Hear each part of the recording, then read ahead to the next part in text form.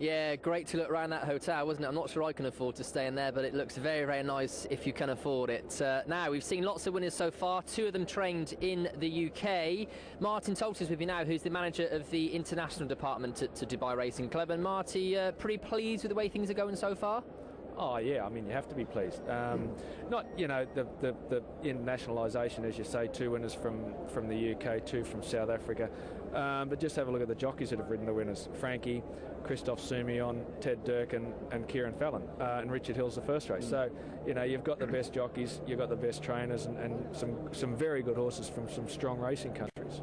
And of course we've got the World Cup to look forward to in March. I assume that you have been and are pretty busy trying to attract some of the better owners to bring their good horses here. Yeah, I mean, look, after tonight it becomes a lot easier. People now know that Meydan is a reality. They get a good idea of the track. But yeah, I mean, the World Cup is still 2 months away. We'll sit down with the entries have closed, or the free entries closed.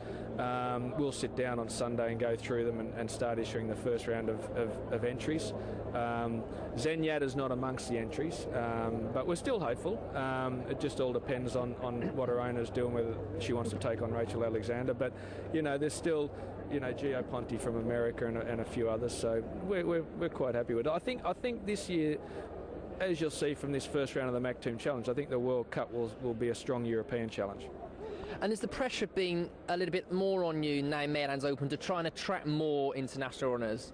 No, not really. I mean, my job's become very easy, easier with every year because the carnival sells. It advertises itself. Yeah, I mean, like they all come back. It's a great time of year to spend in Dubai. I liken this carnival to the first one that we staged. Trying to answer questions about the track surfaces and things like that and the facilities. But look, all the trainers, they've been all the staff have been absolutely fantastic because they've been very patient with all the construction work going on. We've got to thank them because it's been them that's made it successful.